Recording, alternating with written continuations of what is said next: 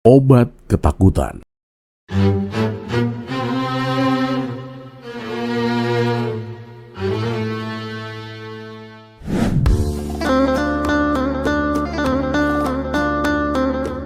Assalamualaikum warahmatullahi wabarakatuh. Semoga semua kebaikan terlimpah kepada kita semua. Amin ya rabbal alamin. Pada suatu hari, Baginda Raja memerintahkan para pengawalnya untuk memanggil Abu Nawas agar segera datang ke istana. Dan tak lama kemudian Abu Nawas pun datang menghadap. "Ada apa, wahai Paduka yang mulia?"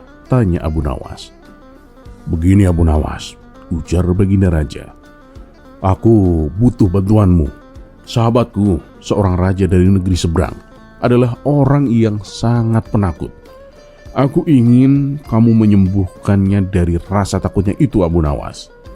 Abu Nawas lalu bertanya lebih jauh tentang keadaan sang raja. "Ketakutan yang dialaminya itu sungguh tidak wajar, Abu Nawas," jelas Baginda Raja. "Ia takut pada segala sesuatu, bahkan pada bayang-bayangnya sendiri. Ia selalu membawa pengawal kemanapun pergi, bahkan ke kamar mandi sekalipun." Abu Nawas pun terdiam sejenak. Setelah berpikir cukup lama, ia pun tersenyum. "Jangan khawatir, Paduka. Saya punya ramuan minuman sakti yang bisa menyembuhkannya," ucap Abu Nawas. Dan keesokan harinya, Abu Nawas diajak oleh Baginda Raja pergi ke negeri sahabatnya itu. Dan singkat cerita, mereka pun tiba di sana. Abu Nawas dibawa masuk ke istana dan diperkenalkan kepada sang raja. "Wahai Tuan Raja," kata Abu Nawas dengan tenang, "saya punya obat ajaib yang dapat membuat Tuan kebal terhadap segala ketakutan." Raja yang penakut itu tampak tertarik dan segera menyetujui untuk mencoba ramuan dari Abu Nawas. Abu Nawas lalu menyerahkan sebotol air. "Minumlah ini setiap pagi dan malam, Tuan Raja. Dalam 1 bulan, Tuan Raja akan menjadi raja yang penuh keberanian. Karena dengan meminumnya akan hadir kodam yang senantiasa menjaga Tuan," jelas Abu Nawas. Raja itu menatap botol tersebut dengan kagum. "Oh ya? Mana kodamnya? Mengapa aku tidak melihatnya?" tanya sang raja. "Tuan tidak akan bisa melihatnya," jawab Abu Nawas. "Tapi kodam itu akan selalu bersama Tuan untuk menjaga dan melindungi." Sebulan kemudian, Abu Nawas kembali ke negeri itu untuk memeriksa hasilnya. "Bagaimana perasaan Tuan Raja sekarang?" tanya Abu Nawas. Raja itu tersenyum lebar dan berkata dengan bangga, "Sekarang aku tidak takut lagi pada apapun. Aku bahkan berani berjalan sendirian di malam hari." Abu Nawas pun tersenyum dengan puas. "Wah, itu hebat sekali Tuan Raja. Tapi tahukah Tuan," katanya pelan, "minuman yang saya berikan sebenarnya hanyalah air putih biasa, Tuan. Tidak ada khodamnya sama sekali. Keberanian itu muncul dari dalam diri Tuan Raja sendiri, dari keyakinan dan kepercayaan diri." Mendengar penjelasan itu, sang raja pun tertegun. Ia baru menyadari bahwa keberanian sejati tidak bisa dibeli atau diminum, melainkan tumbuh dari dalam hati. Dan sejak saat itu, ia pun mulai belajar menghadapi ketakutannya tanpa bantuan ramuan ajaib.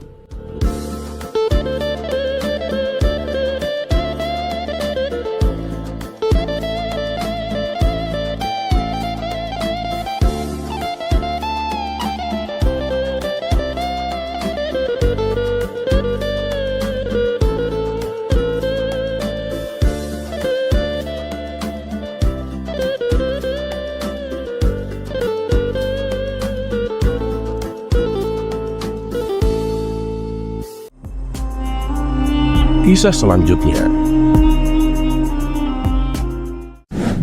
bergelantungan.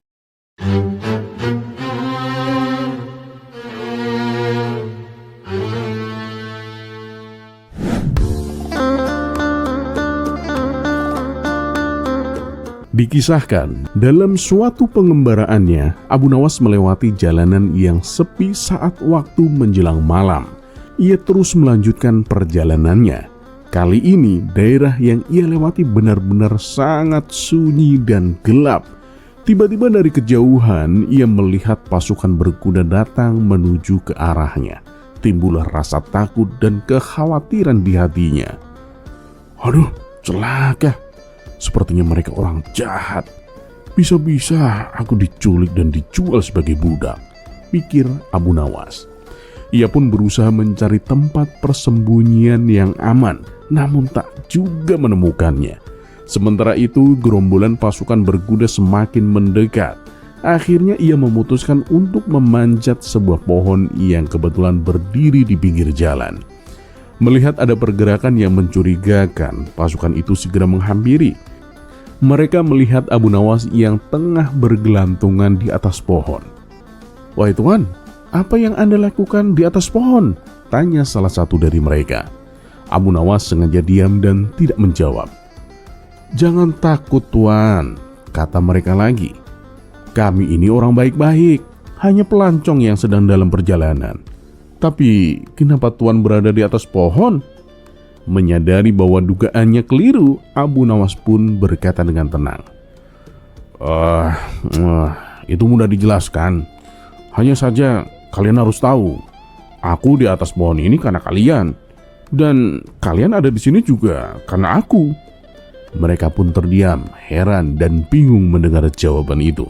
Karena mengira Abu Nawas orang yang tidak waras, mereka pun lalu segera meninggalkan Abu Nawas begitu saja. Dan begitulah cerdiknya Abu Nawas, lolos dari bahaya hanya dengan kata-kata.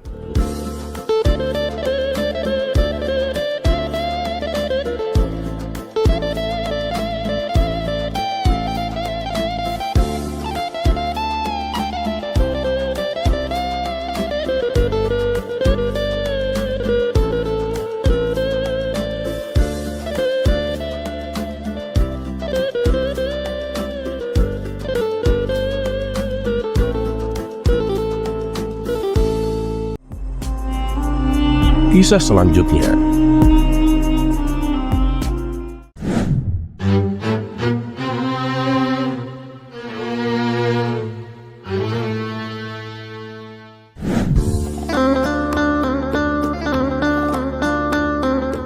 Suatu hari ada seorang pemuda yang mengadu kepada Abu Nawas.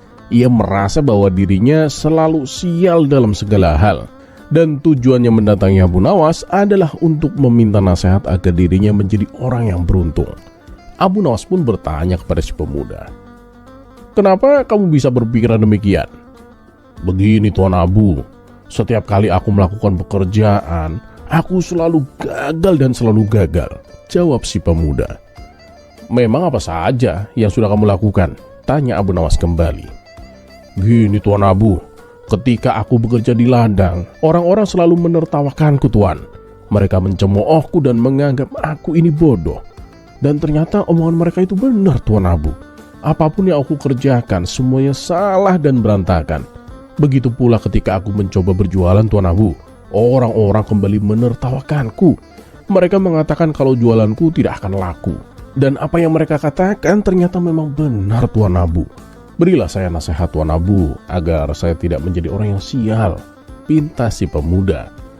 Abu Nawas pun terdiam sejenak, kemudian ia menatap tajam ke arah si pemuda. "Oh begitu. Baiklah, sebelum aku memberikan nasihat, aku akan mengajukan beberapa pertanyaan," ucap Abu Nawas. Dan anehnya, dari sekian banyak pertanyaan, pemuda itu bisa menjawabnya dengan tepat.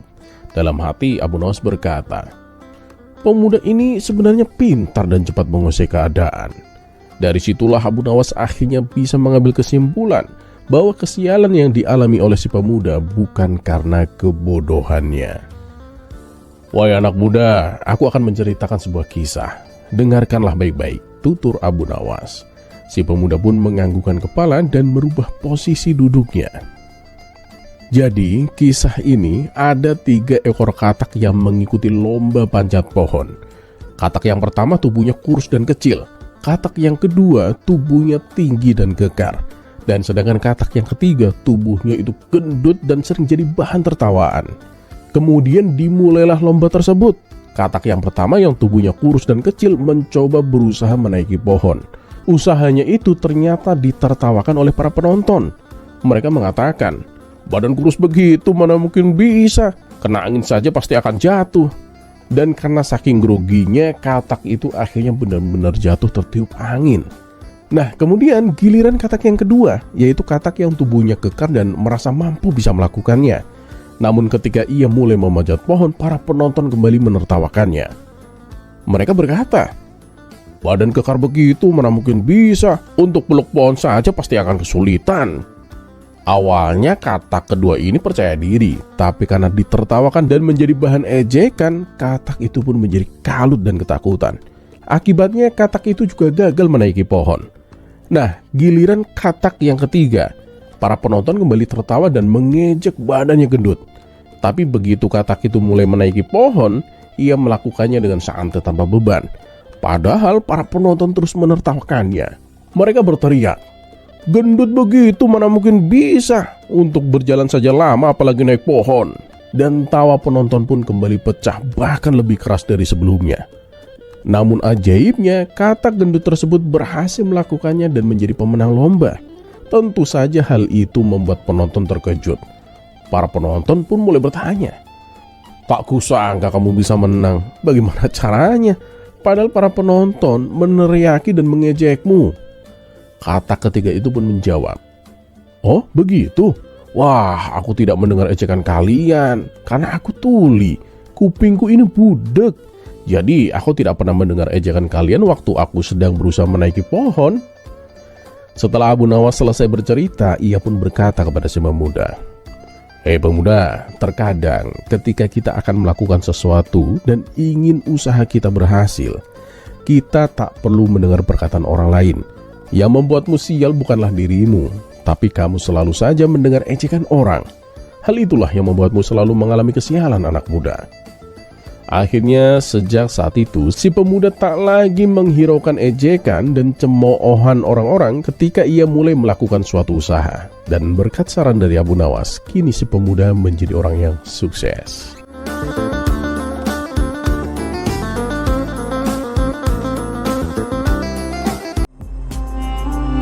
Kisah selanjutnya.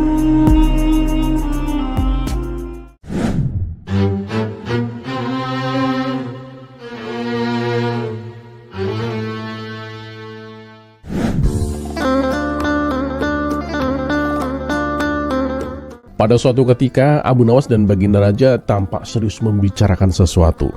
Dalam obrolannya, Baginda Raja bertanya tentang berbagai hal, mulai dari kebijaksanaan hingga soal agama. Kemudian Baginda Raja menanyakan tentang kebohongan dan kebenaran. Baginya keduanya sangat bertolak belakang, dan menurutnya kebohongan dan kebenaran tidak mungkin menjadi satu. Namun pendapat tersebut dibantah oleh Abu Nawas. Paduka yang mulia, kebohongan itu bisa dijadikan kebenaran, Paduka, kata Abu Nawas. Ah, itu tidak mungkin, Abu Nawas. Kedua hal tersebut sangat berlawanan, ibarat minyak dan air, Abu Nawas. Mereka tak mungkin bisa menyatu, bantah Baginda Raja. Tapi Paduka, saya bisa membuktikannya, balas Abu Nawas. Karena penasaran, Baginda Raja pun menantang Abu Nawas. Baiklah, kalau kamu bisa membuktikan ucapanmu, aku akan memberimu hadiah. Tapi pembuktiannya harus yang masuk akal, Abu Nawas. Tapi apabila kamu tidak bisa membuktikannya, kamu harus menerima hukuman, Abu Nawas, yaitu cambuk 100 kali. Bagaimana? Apa kamu berani? Oh, tentu saja beranilah, Paduka, jawab Abu Nawas dengan penuh percaya diri. Kemudian tantangan itu pun dimulai. Dan secara kebetulan Baginda Raja membuat peraturan baru bahwa siapapun yang ingin menghadapnya akan ditanya tentang maksud dan tujuannya. Jika berbohong akan dicambuk 100 kali, tapi jika jujur akan diizinkan. Dan sejak peraturan tersebut diterapkan, hanya beberapa pejabat istana yang berani menemui Baginda Raja. Hingga pada suatu hari datanglah Abu Nawas ke istana.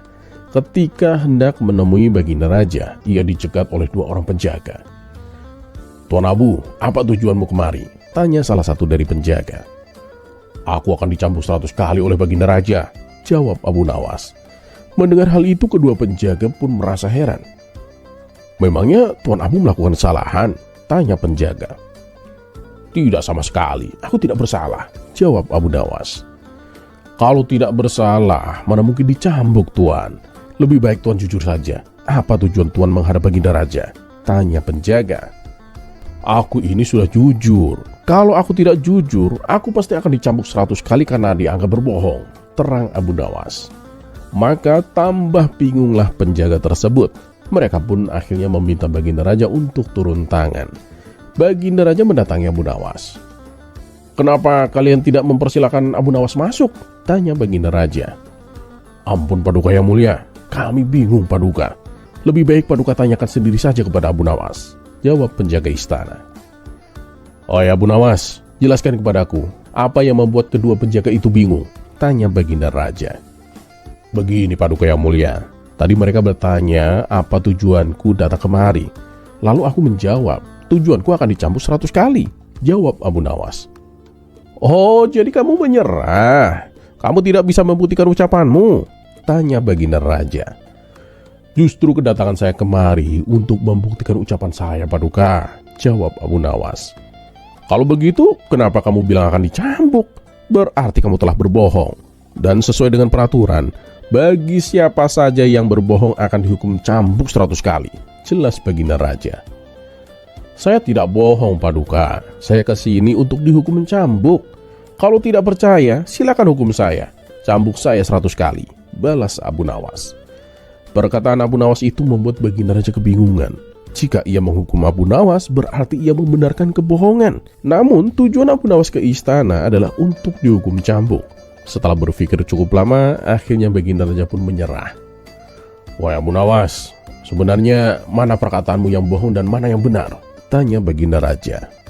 "Paduka yang mulia, itulah yang namanya kebohongan bisa dijadikan sebuah kebenaran Paduka.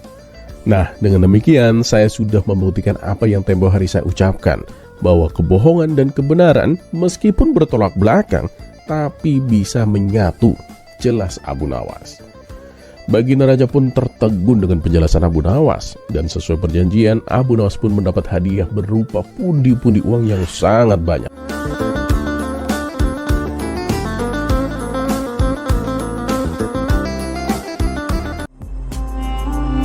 Kisah selanjutnya.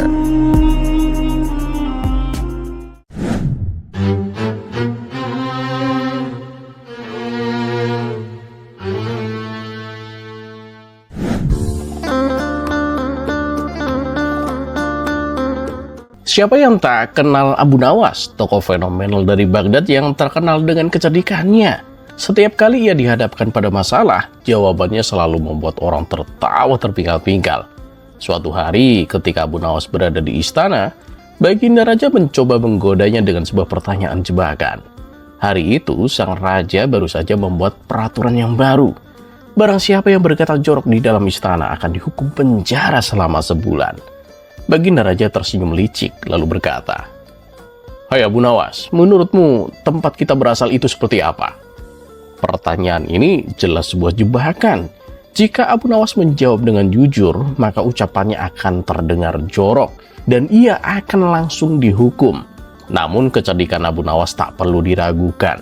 Dengan tenang ia menjawab, "Ketahuilah Paduka, tempat itu adalah suatu tempat yang sangat menakutkan." Baginda Raja yang tadinya berharap Abu Nawas akan berkata sesuatu yang jorok malah dibuat bingung. "Menakutkan? Apa yang menakutkan Abu Nawas? Dan kenapa bisa begitu?" tanya Baginda Raja. Dengan senyum lebar, Abu Nawas menjelaskan, "Mungkin Paduka tidak menyadari, ketika Paduka pertama kali datang dari tempat itu sebagai seorang bayi, Paduka pasti menangis kan? Itu karena tempat itu memang sangat menakutkan Paduka." Mendengar jawaban itu, Baginda Raja tertawa terbahak-bahak. Ia mengakui kehebatan Abu Nawas yang berhasil menjawab jebakannya dengan sangat cerdik. Namun Baginda Raja belum puas. "Baiklah Abu Nawas," ujar Baginda Raja. "Kalau tadi adalah tempat kita berasal, sekarang jawab ini. Tempat kita akan kembali seperti apa menurutmu?" Abu Nawas dengan enteng menjawab, "Tempatnya seperti sirkus Paduka." Baginda Raja kembali terheran-heran. "Seperti sirkus? Kamu ini aneh Abu Nawas. Bukankah tempat kita kembali itu akhirat? Dan bukankah akhirat itu tempat yang menakutkan? Kenapa kamu bilang seperti sirkus?" Abu Nawas tersenyum penuh arti lalu ia menjelaskan, "Ampun Paduka, Nanti di akhirat, Paduka akan melihat bermacam-macam cara orang berjalan, tergantung amal perbuatan mereka di dunia. Ada yang berjalan tanpa tangan dan kaki. Mereka itu adalah orang-orang yang suka berbuat aniaya. Ada pula yang berjalan dengan wajah mereka, karena dosa-dosa besar yang mereka lakukan. Ada juga yang berjalan menggunakan tangan, sementara kakinya berada di atas kepala mereka. Nah, itu adalah para pelaku zina yang tidak sempat bertobat, Paduka. Semua orang itu akan merasakan penderitaan yang amat sangat. Nah, Paduka, jika cara-cara mereka berjalan ini dilakukan di dunia, bukankah terlihat seperti pertunjukan sirkus? Baginda Raja terdiam sejenak, namun setelah itu ia tertawa terbahak-bahak sambil bertepuk tangan. "Kamu memang cerdik sekali, Abu Nawas," katanya. Di sela-sela candaan itu, Baginda Raja tak bisa menyembunyikan kekagumannya. Abu Nawas tak hanya berhasil menjawab jebakan dengan cerdas, tapi juga menyisipkan pesan mendalam tentang pedihnya siksa bagi orang-orang yang berdosa.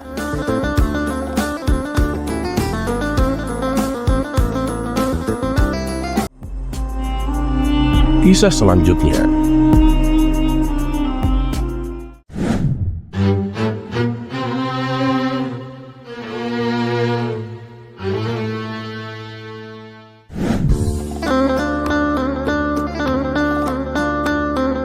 Suatu pagi yang cerah, kota Baghdad mendadak gaduh.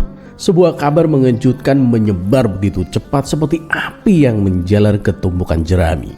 Abu Nawas murtad! Abu Nawas murtad! Begitulah yang terdengar dari mulut ke mulut, mulai dari pasar, masjid, hingga ke rumah-rumah. Para pedagang yang biasanya riuh berteriak menawarkan barang, kini justru sibuk membicarakan isu tersebut. "Tidak mungkin, bukankah Abu Nawas itu orang yang alim dan cerdik?" seru seorang pedagang roti. "Barangkali selama ini dia hanya berpura-pura," sahut seseorang yang sirik kepada Abu Nawas. Dan tak butuh waktu lama, kabar itu sampai ke telinga Baginda Raja Harun ar-Rasyid. Baginda Raja yang mengenal baik kelakuan Abu Nawas merasa ada sesuatu yang janggal. Baginya tidak mungkin Abu Nawas benar-benar murtad. Namun demi ketenangan rakyatnya, Baginda Raja memutuskan memanggil Abu Nawas ke istana. Ketika Abu Nawas tiba di istana, suasana begitu tegang. Para menteri dan penasihat kerajaan sudah berkumpul menatap Abu Nawas dengan penuh curiga. Beberapa di antara mereka berbisik-bisik di sudut ruangan, sementara prajurit menjaga pintu dengan ekspresi yang serius. Baginda Raja Harun ar-Rasyid yang duduk di singgasananya langsung menatap tajam sahabatnya itu. "Abu Nawas," ujar Baginda Raja dengan nada berat, "aku mendengar kabar yang membuatku terkejut. Katanya kamu murtad. Apa itu benar?" Dengan wajah yang santai seperti biasa, Abu Nawas mengangguk pelan. "Iya, benar Paduka." Ruangan sontak riuh. Beberapa penasihat menjerit, "Astagfirullah." Seorang menteri bahkan memukul mejanya sambil berseru, "Ini penghinaan, tangkap saja dia Paduka." Namun Baginda Raja yang jauh lebih bijak hanya menatap Abu Nawas dalam-dalam. Ia tahu pasti ada sesuatu di balik jawaban itu. "Jelaskan maksudmu Abu Nawas," pinta Baginda Raja dengan tenang. Abu Nawas pun menarik nafas panjang, kemudian menjawab dengan suara lantang yang menggema di seluruh ruangan. "Bukankah murtad itu berarti berpindah keyakinan?" Baginda Raja mengangguk. "Ya benar, tapi berbeda keyakinan seperti apa yang kau maksud Abu Nawas?" Abu Nawas pun hanya tersenyum kecil, lalu ia berkata, "Begini Paduka, selama ini tanpa kusadari, aku terlalu percaya pada kekuatan uang, kedudukan, dan ketenaran Paduka. Aku pikir itu semua bisa menyelamatkanku dari masalah. Namun kemarin aku sadar bahwa keyakinanku itu salah Paduka. Ya makanya aku murtad. Aku meninggalkan keyakinan yang salah itu dan kembali percaya sepenuhnya hanya kepada Allah. Bukankah itu juga berpindah keyakinan Paduka, dari yang salah menuju yang benar?" Suasana langsung hening. Kata-kata Abu Nawas seperti petir yang menyambar pikiran mereka. Bahkan penasihat kerajaan yang tadinya ribut kini hanya bisa menunduk malu. Beberapa menteri tampak saling pandang, seakan baru saja ditampar kenyataan. Namun di tengah keheningan itu, seorang menteri yang dikenal iri dengan Abu Nawas berteriak, "Paduka, ini hanya akal-akalan Abu Nawas. Dia selalu membuat kegaduhan dan mencari perhatian Paduka. Lihat saja, karena ulahnya seluruh rakyat geger." Abu Nawas pun menatap menteri itu sambil tersenyum dengan penuh arti. "Tuan Menteri," katanya, "apakah salah jika seseorang ingin menyadarkan orang lain dengan cara yang berbeda? Kadang pesan besar itu butuh kejutan agar terdengar. Lebih baik membuat rakyat geger karena diingatkan daripada tenang tapi lupa pada Tuhan." Baginda Raja Harun ar-Rasyid pun tertawa terbahak-bahak. Tawa itu memenuhi ruangan, membuat suasana yang tadinya tegang mencair seketika. "Abu Nawas, kamu memang cerdik. Kamu membuat satu kota heboh hanya untuk mengajarkan pesan bahwa kita harus kembali kepada Allah." Para menteri dan penasehat akhirnya ikut tertawa kecil, meski ada yang tampak tersipu malu. Bahkan menteri yang tadi berteriak pun hanya bisa menggerutu pelan. Dan keesokan harinya, kabar tentang penjelasan Abu Nawas menyebar lebih cepat daripada isu sebelumnya. Di pasar, para pedagang mulai membicarakannya dengan nada kagum. "Aku pikir Abu Nawas benar-benar murtad. Ternyata dia hanya ingin menyadarkan kita," ujar seorang pedagang sayur. "Memang ya, kita sering lupa bahwa uang dan kedudukan itu cuma titipan. Abu Nawas selalu punya cara unik untuk membuat kita ingat," sahut kawannya sambil tersenyum. Dan di dalam masjid, para ulama pun memuji kebijaksanaan Abu Nawas. Mereka kagum bagaimana pria itu bisa mengemas pelajaran penting dengan cara yang sederhana namun mengena. Dan sementara itu, Abu Nawas duduk santai di halaman rumahnya, ditemani secangkir teh hangat. Seorang sahabatnya datang dan bertanya, "Abu Nawas, kenapa kamu suka membuat keributan seperti itu?" Abu Nawas pun tersenyum. "Kadang jika kita berbicara biasa-biasa saja, orang tidak akan mendengar. Tapi jika kita membuat mereka terkejut, barulah mereka sadar. Begitulah manusia, suka lupa kalau tidak diingatkan dengan cara yang berbeda." Sahabatnya pun hanya tertawa dan menggeleng-gelengkan kepala. "Kamu ini memang ada rasa aja, Abu Nawas. Tapi aku akui, caramu selalu berhasil." Dari kejauhan pun terdengar suara anak-anak yang berlarian sambil berseru, "Abu Nawas memang hebat, Abu Nawas memang cerdik." Abu Nawas hanya tersenyum sambil menatap langit biru. Dalam hatinya ia berharap semoga apa yang ia lakukan bisa membawa kebaikan bagi semua orang.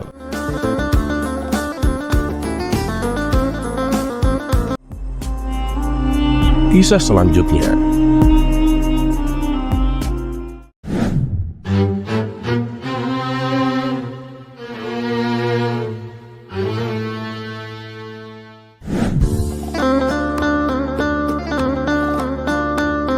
Alkisah, ada seorang lelaki yang sering berkunjung ke tempat pelacuran. Akibat kelakuannya yang bejat ini, ia pun mengidap penyakit kelamin. Lama-kelamaan penyakit yang dideritanya semakin parah. Akhirnya lelaki tersebut mendatangi seorang tabib untuk meminta diobati. Ketika sang tabib memeriksa penyakitnya, ia menghela nafas panjang dan berkata, "Aduh, penyakitmu sudah parah. Tak ada jalan lain kecuali satu solusi." Lelaki itu pun bertanya, "Beritahu saya Tuan, apa solusinya?" Sang tabib pun menjawab, "Kemaluanmu harus diamputasi. Kalau tidak, penyakit ini bisa menyebar ke tubuhmu dan membuatmu mati di usia muda." Sontak si lelaki itu pun terkejut mendengar perkataan tabib itu. "Tuan, apa tidak ada cara lain?" tanyanya dengan panik. "Aduh, maaf, tapi hanya itu satu-satunya cara," jawab sang tabib tegas. "Aku tidak mau, itu sama saja aku kehilangan jati diriku," balas si lelaki dengan emosi. Ia pun pergi meninggalkan sang tabib dan mendatangi tabib yang lain, yang menurut orang-orang adalah tabib yang paling hebat di kota Baghdad. Namun jawaban yang ia terima tetap sama, yakni kemaluannya harus diamputasi. Hal ini membuat si lelaki semakin stres dan putus asa. Melihat kondisinya, salah seorang kawannya pun menyarankan, "Datangilah Abu Nawas, siapa tahu dia bisa membantumu." Lelaki itu pun menjawab dengan ragu, "Abu Nawas? Dia kan bukan tabib. Mana mungkin dia tahu soal penyakit seperti ini?" "Ya bener sih, tapi jangan salah. Meskipun bukan tabib, Abu Nawas sudah beberapa kali berhasil menyembuhkan penyakit Baginda Raja," terang kawannya. Karena tidak ada pilihan lain, si lelaki itu pun akhirnya memutuskan untuk pergi ke rumah Abu Nawas. Di hadapan Abu Nawas, ia mengadukan penyakit yang dideritanya. Setelah memeriksa penyakit itu, Abu Nawas pun dibuat heran. "Ini kenapa bisa separah ini?" tanya Abu Nawas. Dengan sedikit malu-malu, si lelaki itu pun menjawab, "Maaf tuan, sebelumnya aku memang sering jajan. Bahkan dalam satu hari bisa sampai 3 kali tuan." Abu Nawas pun berkata, "Makanya jangan berbuat zina. Agama melarangnya karena mendatangkan banyak mudarat."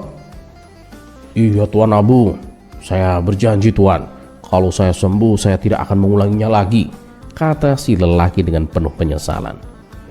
"Ya sudah, apakah sebelumnya kamu sudah memeriksakan ini ke tabib?" tanya Abu Nawas. "Sudah tuan, beberapa tabib sudah aku datangi," jawab si lelaki. "Lalu apa katanya?" tanya Abu Nawas lagi. "Mereka bilang kemaluanku harus diamputasi tuan. Tentu saja aku menolaknya lah.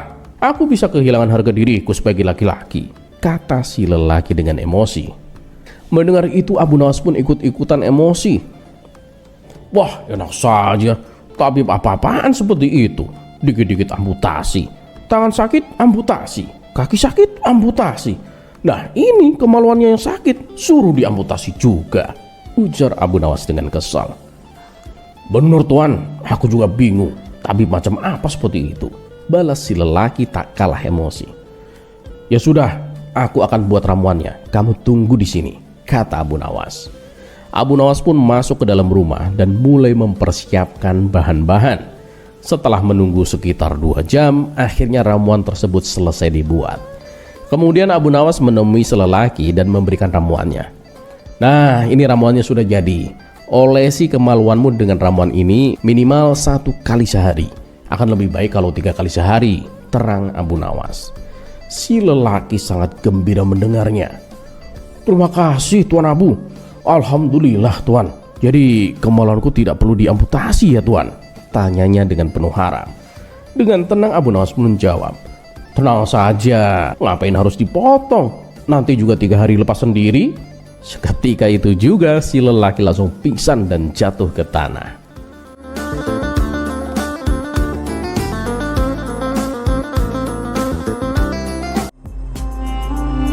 Kisah selanjutnya.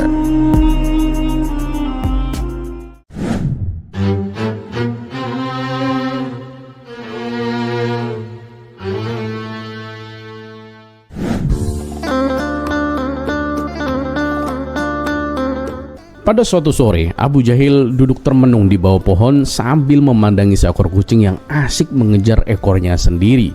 Wajahnya tampak sangat serius, seperti seorang filsuf yang sedang memikirkan makna kehidupan. Melihat sahabatnya yang seperti itu, Abu Nawas pun mendekat dan bertanya, "Abu Jahil, kenapa kamu duduk termenung seperti kura-kura kehilangan cangkangnya?" Abu Jahil pun menghela nafas panjang.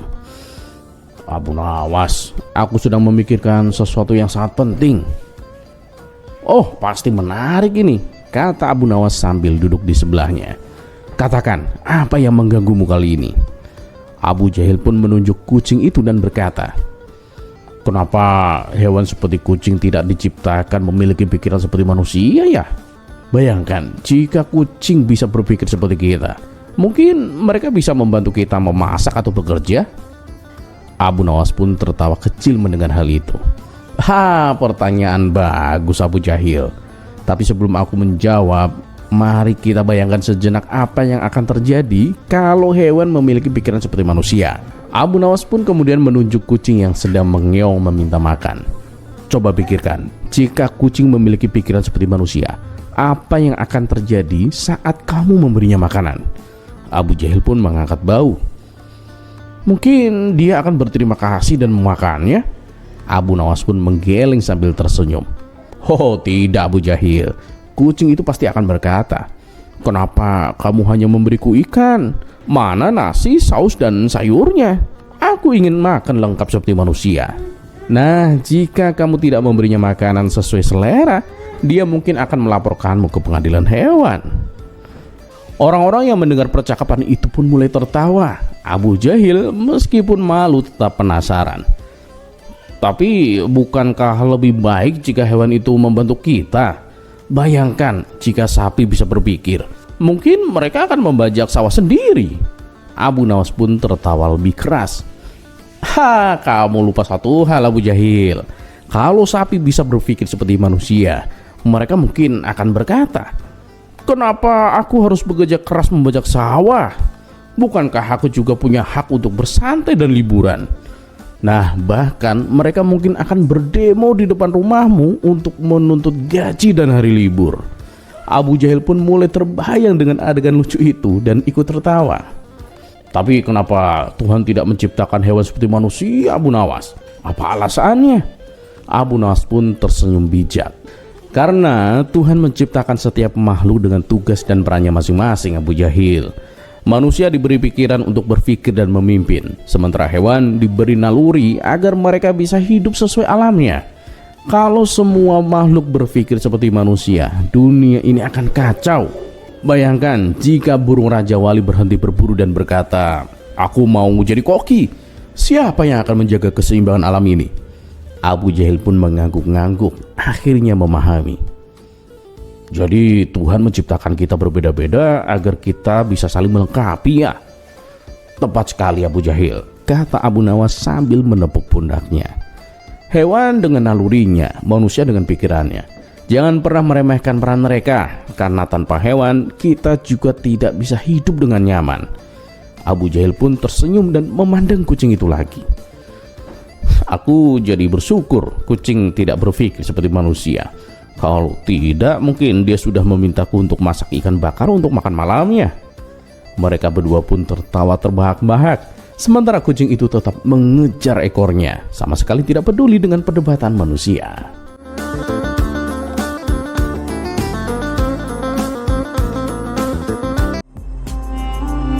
Kisah selanjutnya.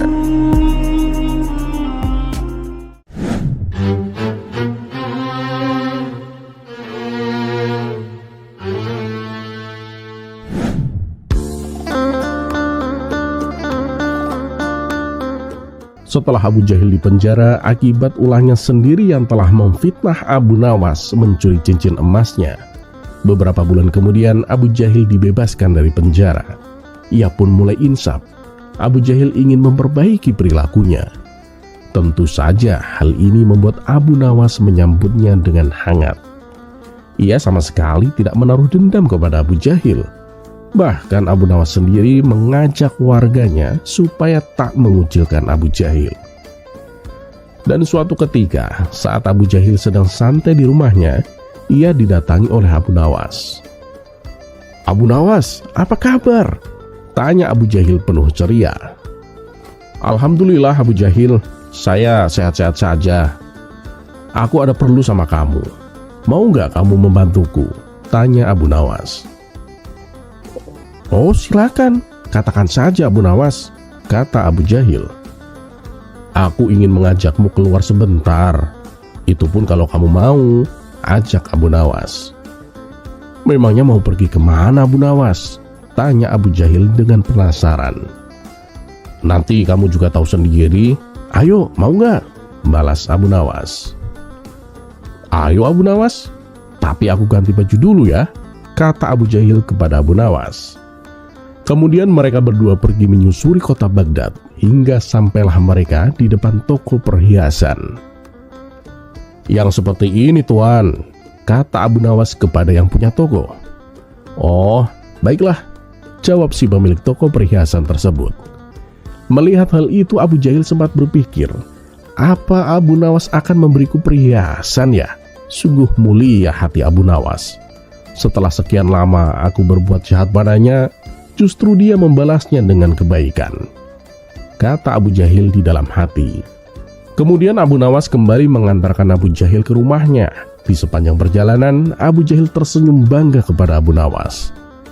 Tak kusangka Abu Nawas begitu baik kepadaku, pikir Abu Jahil kagum. Sesampainya di rumah Abu Jahil, Abu Nawas pun langsung pamit pulang. Abu Jahil, aku pamit pulang dulu ya. Maaf kalau tadi merepotkanmu, kata Abu Nawas. Oh iya, silakan Abu Nawas. Enggak apa-apa, sama sekali tidak merepotkanku kok, balas Abu Jahil sambil tersenyum. Tidak berapa lama kemudian setelah kepergian Abu Nawas, Abu Jahil masih penasaran. Sebenarnya apa sih hadiah yang akan diberikan oleh Abu Nawas? Antara rasa bahagia dan heran membuat Abu Jahil semakin dibuatnya penasaran.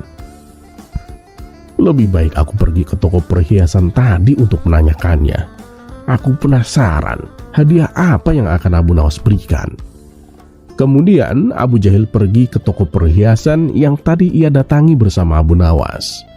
Setibanya di toko perhiasan tersebut, Abu Jahil langsung bertanya kepada pemilik toko. "Tuan, tadi waktu Abu Nawas kesini dia pesan barang apa?" tanya Abu Jahil. "Oh, pesan batu cincin," jawab si pemilik toko perhiasan. "Pesan batu cincin? Oh, jadi dia akan membuat batu cincin perhiasan," ucap Abu Jahil penuh gembira. Bukan seperti itu. Sebelumnya Abu Nawas kan datang kemari membawa batu cincin. Lalu dia minta batunya digambar siluman. Tentu saja aku tak bisa, karena aku kan tidak pernah melihat siluman. Kemudian Abu Nawas datang lagi dengan mengajakmu kemari. Lalu dia teriak kepadaku, "Seperti ini tuan." "Kamu kan dengar sendiri," kata si pemilik toko perhiasan.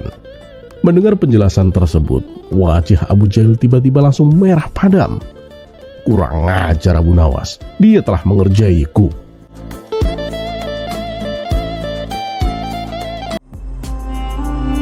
Kisah selanjutnya.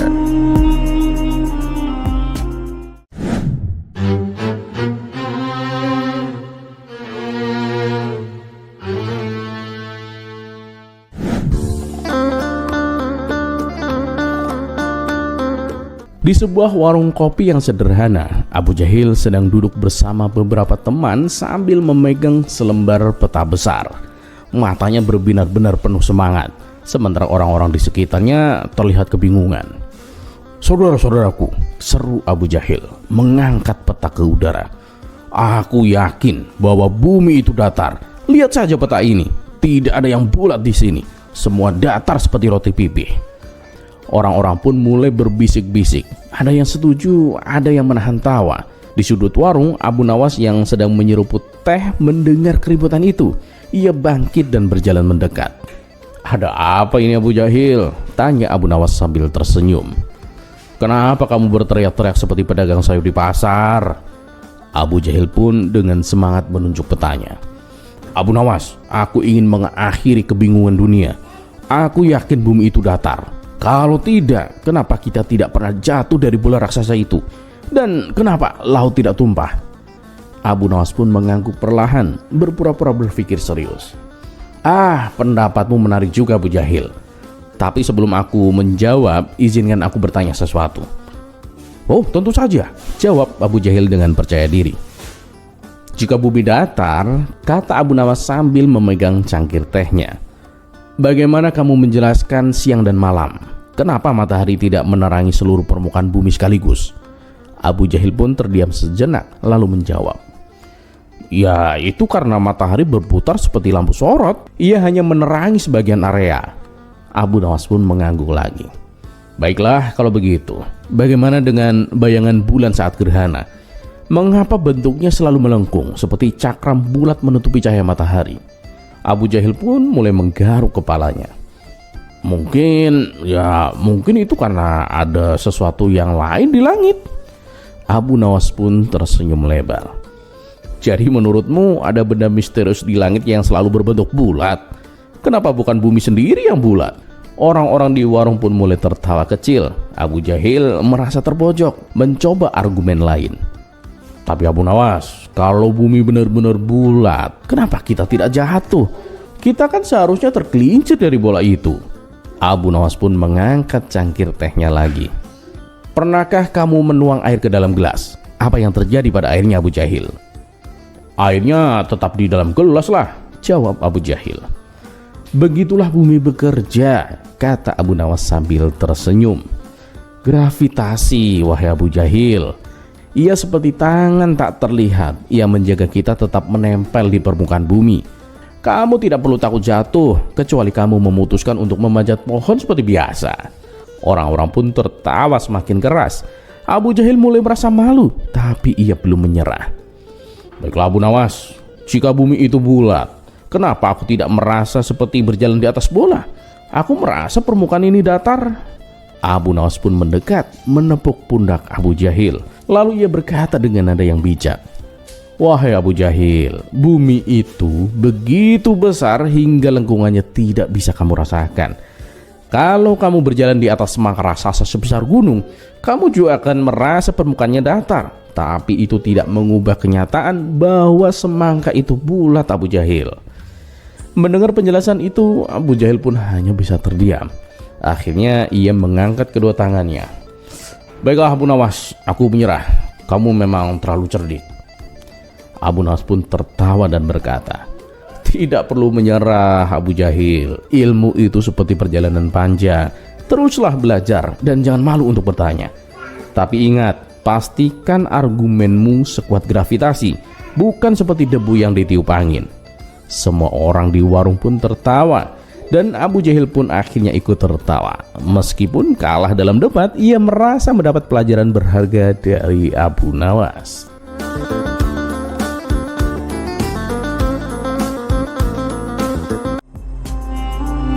Kisah selanjutnya.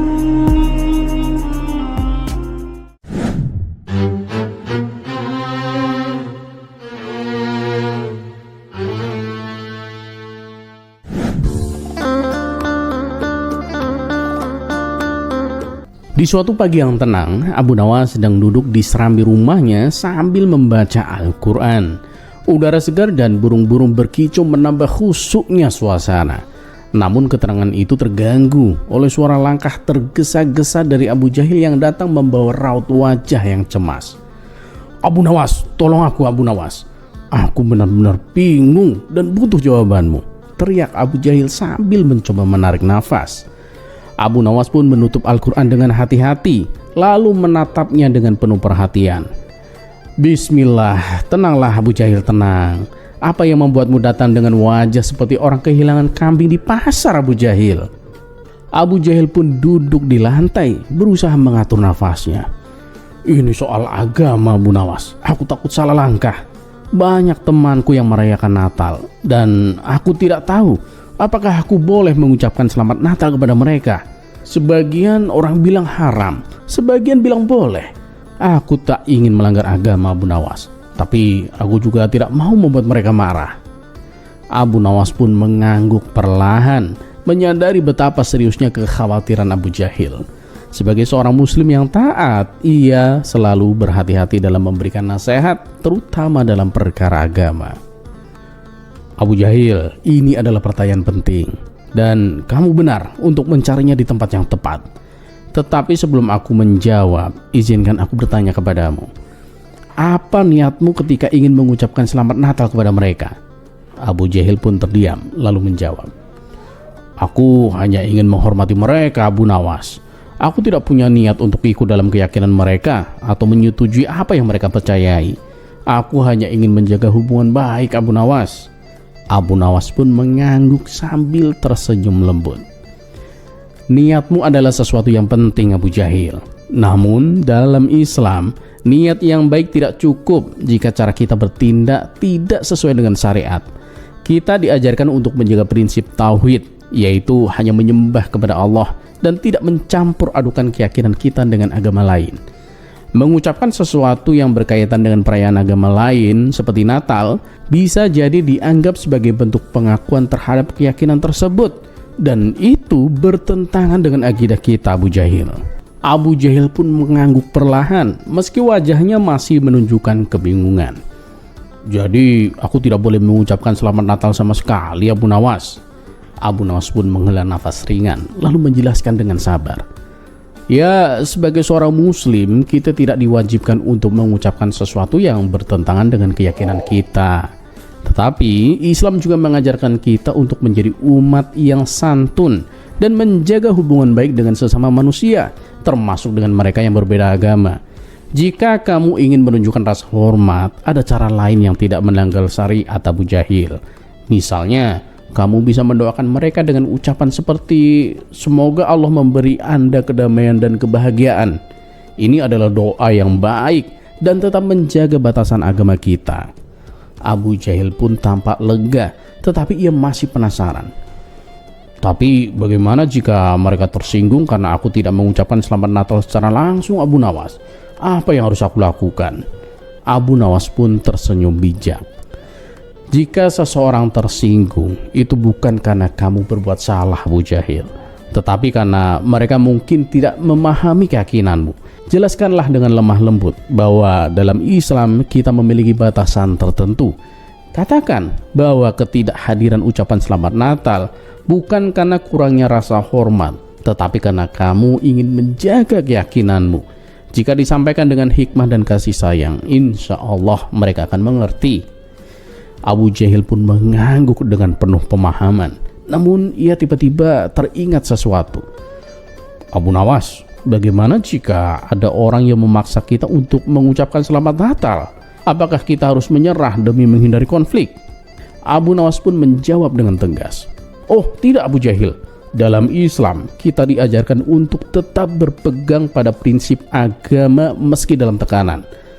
Namun kita juga diperintahkan untuk menyampaikan kebenaran dengan cara yang baik.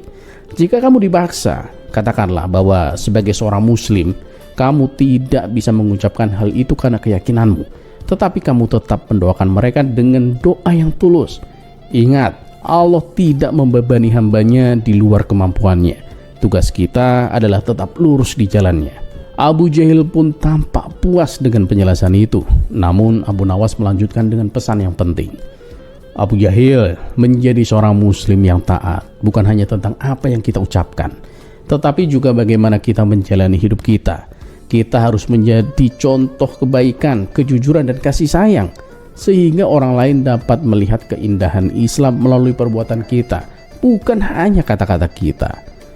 Dan sejak hari itu Abu Jahil pun mulai memahami pentingnya menjaga prinsip agama tanpa melupakan nilai-nilai kasih sayang dan keharmonisan. Ia belajar untuk tetap menghormati sesama tanpa melanggar batas syariat. Sementara itu Abu Nawas pun terus berdoa agar umat muslim dimanapun berada diberikan kekuatan untuk tetap berpegang pada iman mereka sambil menyebarkan kebaikan kepada seluruh umat manusia.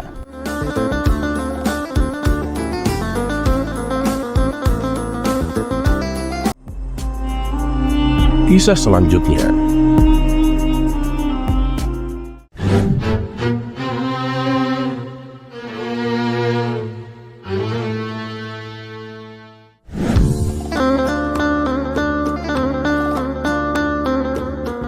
Dikisahkan, Tuan Hamid sedang mengadakan acara pesta besar-besaran untuk pernikahan anak sematawayangnya. Semua kerabat, sanak saudara, dan juga semua tetangga beserta sahabat-sahabatnya diundang menghadiri pesta pernikahan anaknya itu. Begitu pula dengan si cerdik Abu Nawas, ia diundang ke acara pesta tersebut. Dengan mengenakan jubah terbaiknya, Abu Nawas berangkat menuju rumah Tuan Hamid. Kedatangan Abu Nawas mendapat sambutan yang penuh hangat oleh tuan rumah. "Wahai sahabatku Abu Nawas, selamat datang di rumahku. Ayo, silakan masuk," sambut Tuan Hamid. "Terima kasih Hamid. Semoga pernikahan anakmu diberkahi dan mendapatkan ridho dari Allah," balas Abu Nawas. "Amin. Terima kasih Abu Nawas telah mendoakan anakku," timpal Tuan Hamid. Kemudian Tuan Hamid mempersilahkan Abu Nawas duduk di depan meja yang penuh dengan hidangan. "Ayo Abu Nawas, silakan dimakan hidangannya. Gak usah sungkan-sungkan," ucap Tuan Hamid. Belum sempat mengambil hidangan, tiba-tiba datang kawannya yang bernama Abu Jahil. Abu Jahil ini terkenal dengan sifat gak tahu malu dan rakusnya. Dan benar saja, tanpa menunggu dipersilahkan, Abu Jahil langsung mengambil posisi duduk berdekatan dengan Abu Nawas. Bahkan ia langsung memakan hidangan yang ada di depannya. "Emang orang gak punya sopan santun," gerutu Abu Nawas. Abu Nawas terus memperhatikan tingkah laku Abu Jahil. Hampir semua hidangan di atas meja habis dimakan oleh Abu Jahil. Abu Nawas pun bertambah geram dibuatnya. "Dasar manusia rakus," ucap Abu Nawas dalam hati. Di samping makan sebanyak-banyaknya, Abu Jahil juga sibuk mengisi kantong bajunya dengan banyak makanan. Melihat kerakusan Abu Jahil tersebut, timbul ide pada diri Abu Nawas untuk mengerjainya. Abu Nawas lalu mengambil teko yang penuh berisi air. Diam-diam ia menuangkan air di teko tersebut ke kantong baju Abu Jahil yang penuh berisi makanan. Tentu saja hal ini membuat Abu Jahil terkejut. Ia kemudian berteriak kepada Abu Nawas, "Gila kamu Abu Nawas, masa kamu tuangkan air ke kantong bajuku?" Sontak para tamu yang hadir kaget mendengar teriakan Abu Jahil.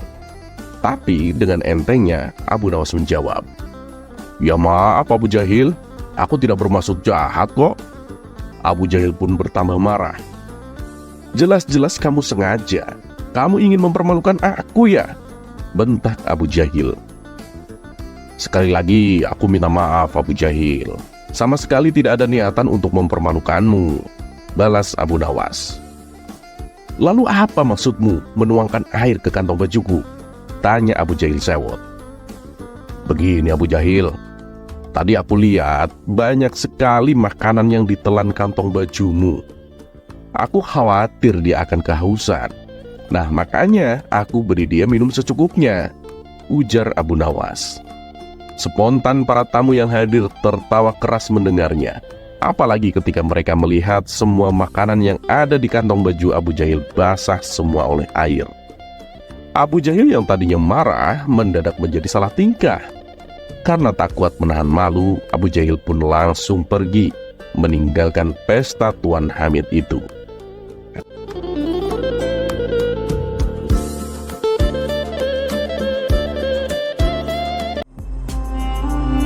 Kisah selanjutnya.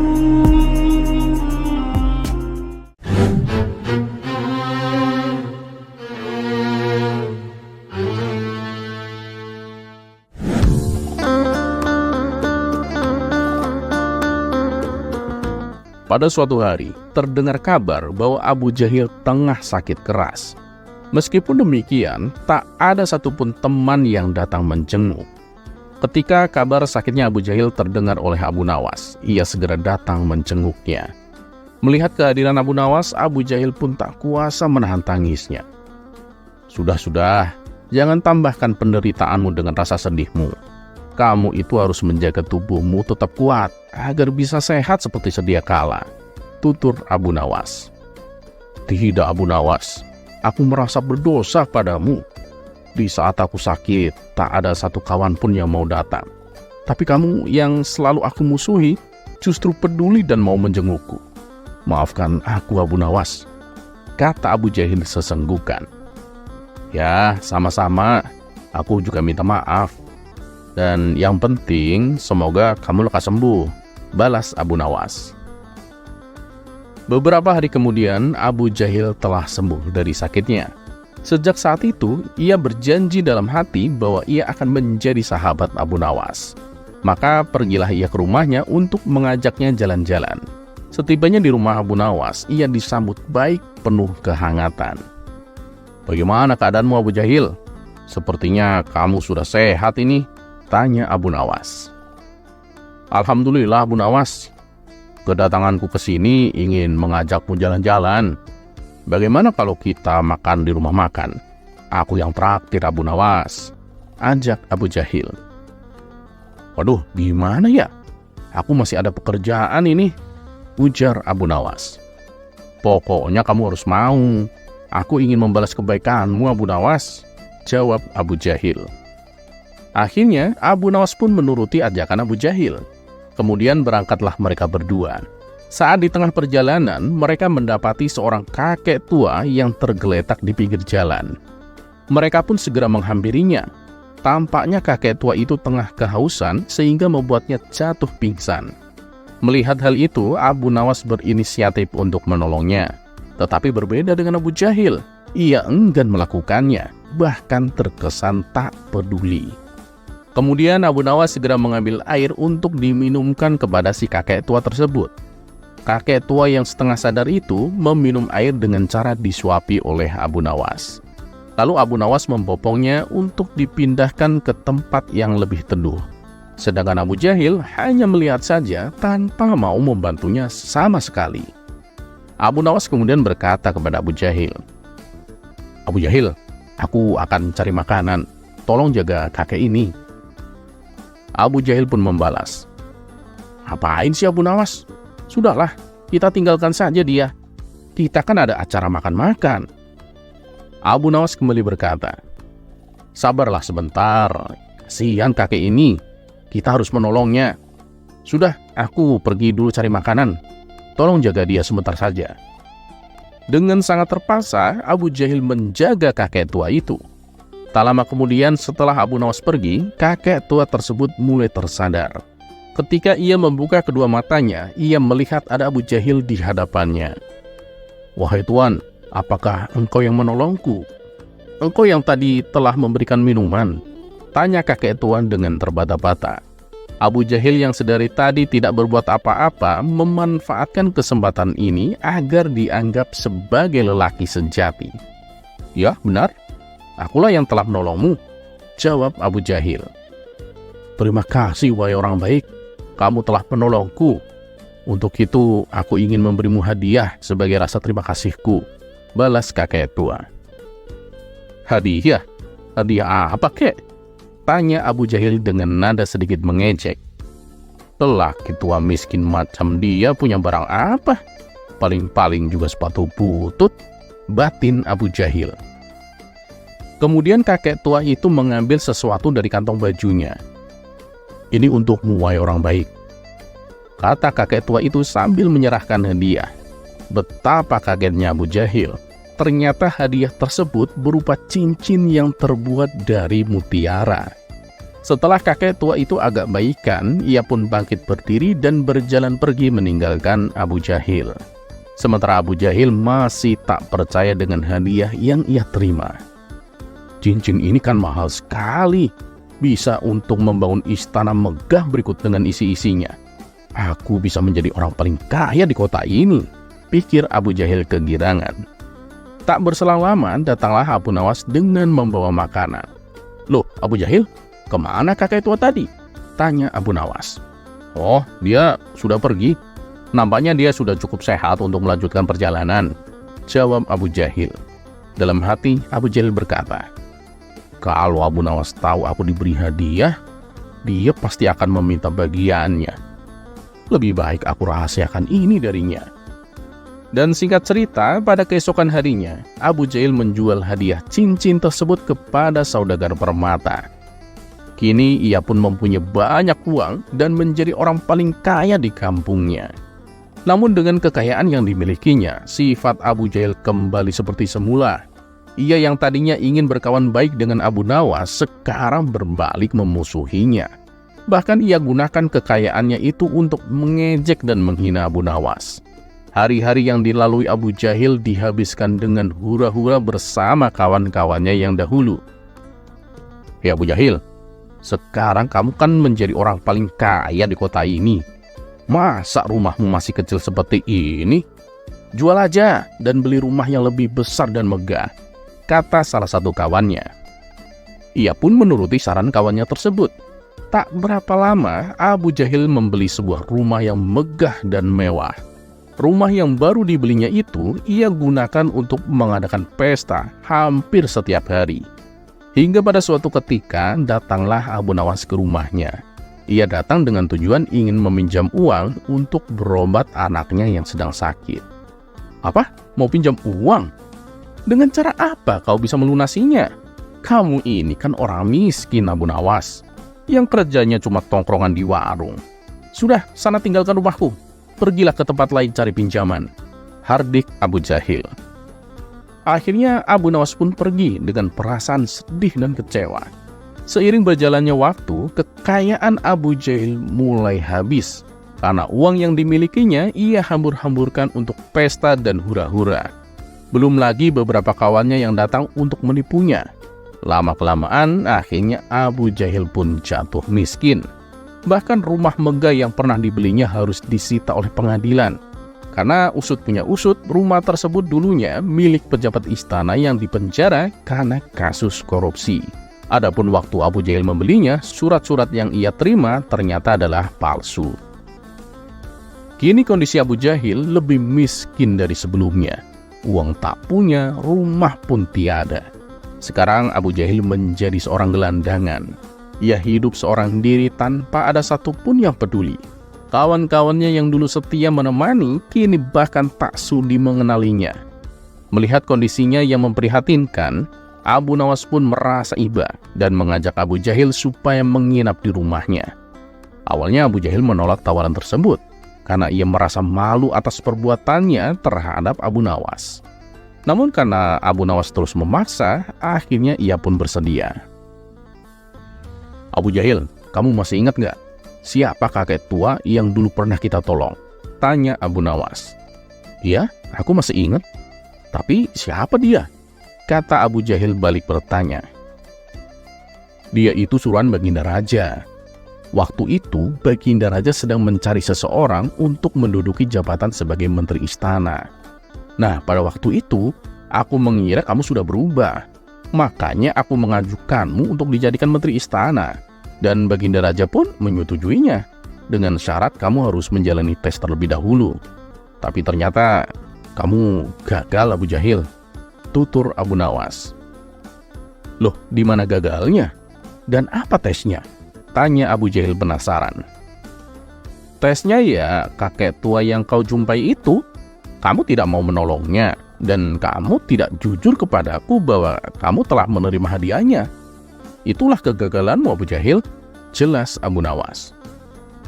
"Jadi selama ini kamu tahu kalau kekayaan yang pernah aku dapatkan itu dari hadiah cincin si kakek?" tanya Abu Jahil. "Ya tahulah Abu Jahil. Dan kalaupun waktu itu kamu memberitahukannya kepada aku juga tak akan minta bagian. Karena hadiah itu memang Baginda Raja berikan untukmu. Sebab kamu salah satu peserta yang aku ajukan untuk dijadikan menteri istana. Ya, andai saja kamu mau jujur dan ikut membantu menolong kakek tua itu, cincin akan kamu dapatkan dan kamu akan diangkat menjadi menteri istana," tutur Abu Nawas. Mendengar itu, Abu Jahil hanya bisa meratapi nasibnya. Dia menyesali dengan sifat tamak dan rakusnya yang membuat hidupnya tak pernah beruntung.